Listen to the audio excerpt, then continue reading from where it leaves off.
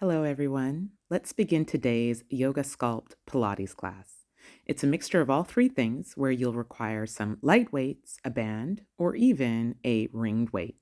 It's your choice, but modifications are always encouraged. Let's begin. Come down onto your back and begin to gently reach your arms all the way back and take a full body stretch. Take a deep inhale breath. Feel your exhale leave your body as you roll out your ankles and your wrists.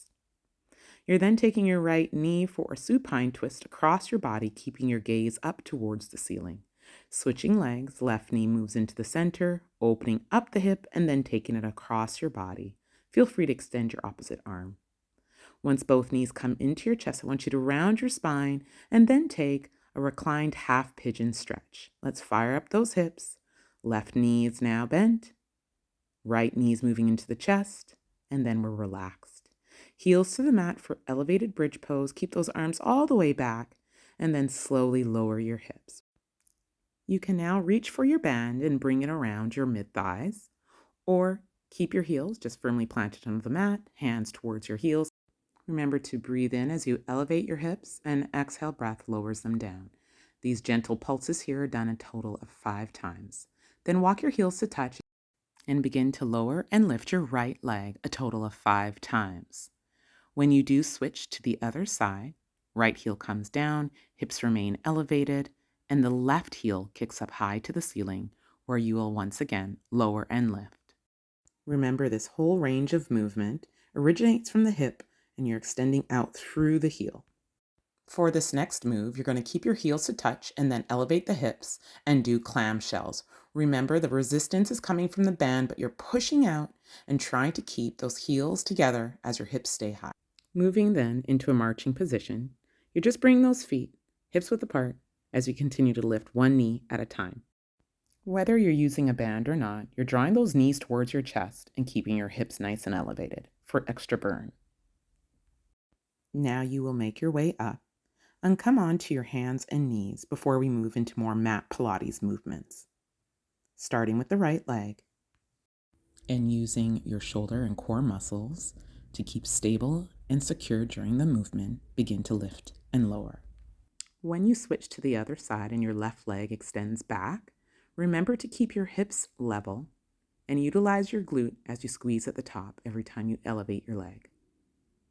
Moving now into a different position, you're going to bring your right knee to the outside of your left calf before drawing your right knee towards your armpit. We're doing this 5 times to the right, and once again, 5 to the left.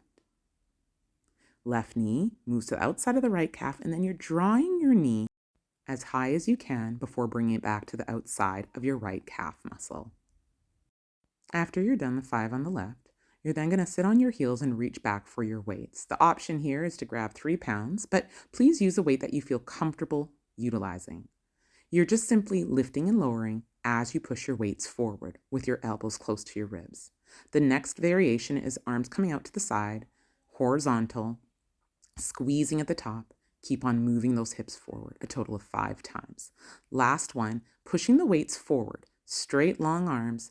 Keep your gaze straight ahead or just towards the top of your mat. Keep your abs engaged. Last round, arms pushing up to the ceiling for an overhead shoulder press. If at any point it's too uncomfortable for your knees doing this action, please place a blanket underneath or extra mat for support. Now, once your left forearm comes down, you're extending your right leg to the ceiling. Gentle pulses here, a total of 5 times, kicking all the way to the top. Feel your heel extend up. Then switching, right forearm down, left palm is flat on your mat.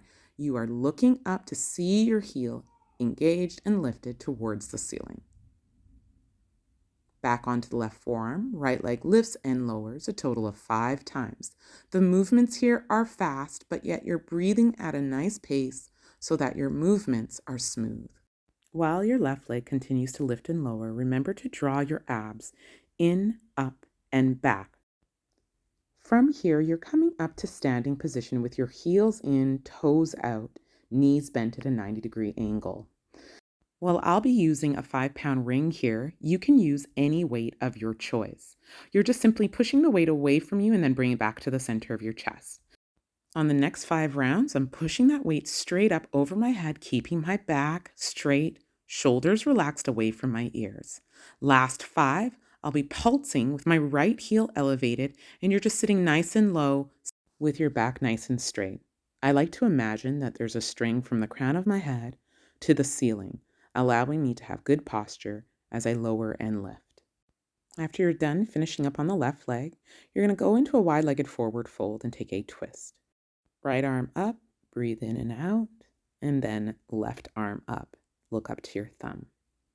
As you move to face the back of your mat, you're moving into a stationary lunge where you will do 10 single arm rows. Ensure that your back is nice and flat and that your arm stays close to your body. This is a unilateral exercise as you're working and building strength in your legs and your upper back as well as your arms. As you switch to the other side, ensure that your knee is above your heel and your back leg gives support like a kickstand on a bike. And remember not to put all of your pressure or weight on your right knee. You're gently resting over your leg but not collapsing down onto it. After you've done your 10 repetitions, you're going to sit up tall, take a deep breath in and out, and then move into Warrior 2. Left knee bent, right leg straight. Arms come apart and bring back into the center. As you're doing this action for 5 times, remember to keep your spine nice and straight and your knee tracking over your heel. With this next variation, elbows first start close to the waistline and then wrist turn outwards with your palms facing up. Once the right side is completed, you're going to come into a forward fold, dropping down your weights. Heels will then move into one another, hip width apart. And now moving into your bent over reverse flies for a total of 10 times. Remember your torso is parallel to the floor, your back is broad, your arms have a soft bend in the elbows. On the inhale, you're lifting, and on the exhale, you're lowering with control. Moving back onto the shins and grabbing onto our weights. We're going to move them all the way up for our overhead shoulder press, but then bring them down halfway. Just doing this a total of 5 times. Next and final transition here is into chest flies. So as you bring the weights in and out, you'll be opening up your chest, your upper back, and improving your posture. Once you've completed your 5, you're then going to come back onto your mat and onto your forearms. Ensure that your shoulders are just above your elbows as you raise and lift your heel to the ceiling and then your knee back into your chest. You're squeezing at the top of the movement while maintaining a neutral spine. Left leg is now extending up and down a total of 5 times as well. Staying low to the ground, you're then moving into push-ups, starting traditional, but keeping the knees down if need be. After you've done 5 of these, moving to chaturanga variation, where the elbows will be bent towards your toes, arms nice and close to the body, a total of 5 times. Finishing the set off and moving into child's pose to take a nice calm breath in and out. Moving into high plank for shoulder taps, try to eliminate the swing in your hips and keep your spine nice and neutral and your abs and core engaged. And once done, right into downward facing dog, heels pressing towards the ground, chest moving towards your thighs. Side plank.